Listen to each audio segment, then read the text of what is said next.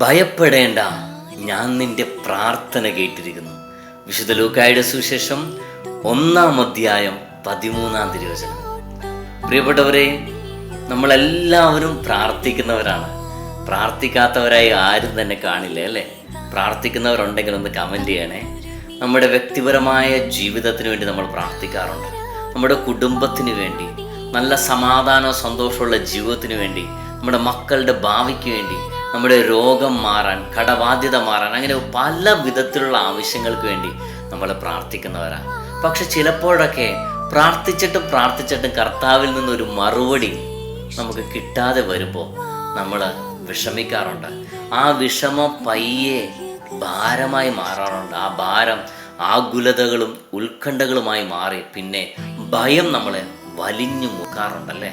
ഈ ഒരു അവസ്ഥയിലൂടെ കടന്നു പോകുന്നവരാണോ നിങ്ങൾ? എന്തിനാണോ ഇങ്ങനെ ഭാരപ്പെടുന്നേ?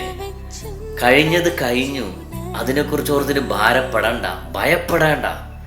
ഇപ്പോ നമ്മൾ ഒന്ന് മാത്രം ചിന്തിച്ചാൽ മതി, എൻ്റെ കർത്താവിന് ഇതിൽ നിന്നെല്ലാം എന്നെ രക്ഷപ്പെടുത്താൻ കഴിയും. അതാണ് ഫെയ്ത്ത്, അതാണ് വിശ്വാസം. കർത്താവ് അതുകൊണ്ട് തന്നെ പറയണം, നീ ഭയപ്പെടേണ്ട. ഞാൻ നിങ്ങളോടൊരു കാര്യം ചോദിക്കട്ടെ, നിങ്ങൾ ഈ ഭയപ്പെട്ടിരുന്നിട്ട് എത്ര നാളായി നിങ്ങളിങ്ങനെ ഭയപ്പെട്ട് ഒരു മുറിക്കുള്ളിൽ ഒരിടത്ത് ഒതുങ്ങിക്കൂടി കഴിയാൻ തുടങ്ങിയിട്ട് എന്തെങ്കിലും നേട്ടം ഉണ്ടായോ? ഭയം കൊണ്ട് ഒരു നേട്ടവും ഇല്ല. നമ്മുടെ ആരോഗ്യം നഷ്ടപ്പെടും, നമ്മുടെ സമാധാനവും സന്തോഷവും നഷ്ടപ്പെടും, അങ്ങനെ എല്ലാം പോകുമെന്നല്ലാതെ ഈ ഭയം കൊണ്ട് ഒരു നേട്ടവും ഇല്ല. എന്നാൽ ഈ ഭയം മാറ്റിവെച്ച് കർത്താവ് പറയുന്നത് പോലെ ഭയപ്പെടേണ്ട, ഞാൻ നിന്റെ കൂടെയുണ്ട്. ആ ഒരു കർത്താവിൻ്റെ വാക്കിൽ വിശ്വസിച്ച് മുമ്പോട്ട് പോയേ നിങ്ങൾക്ക് ജീവിക്കാനുള്ള സന്തോഷം, സമാധാനം കർത്താവ് തരും. ഭാരപ്പെട്ട ആ കാര്യമില്ലേ, ആ പ്രശ്നമില്ലേ, അവിടെ ദൈവം ഇടപെടും. വിശ്വസിക്ക്. അതാ കർത്താവിൻ്റെ വചനം പറഞ്ഞ, ഭയപ്പെടേണ്ട, ഞാൻ നിന്റെ പ്രാർത്ഥന കേട്ടിരിക്കുന്നു. ഈ വചനത്തിൽ നിങ്ങൾ മുറുകെ പിടിച്ചോ. ഇത് പല ആവർത്തികൾ വിശ്വാസത്തോടെ ഏറ്റുപറഞ്ഞോ.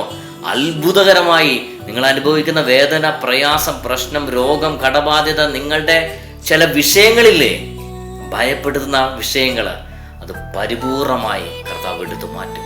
വിശുദ്ധ ലൂക്കായുടെ സുവിശേഷം 1-13 തിരുവചനത്തിൻ്റെ ഈ അത്ഭുത ശക്തി നമ്മുടെ എല്ലാവരുടെ ജീവിതങ്ങളിൽ അനുഗ്രഹമായി മാറട്ടെ, അഭിഷേകമായി മാറട്ടെ. കർത്താവ് എല്ലാവരും സമൃദ്ധമായി അനുഗ്രഹിക്കട്ടെ.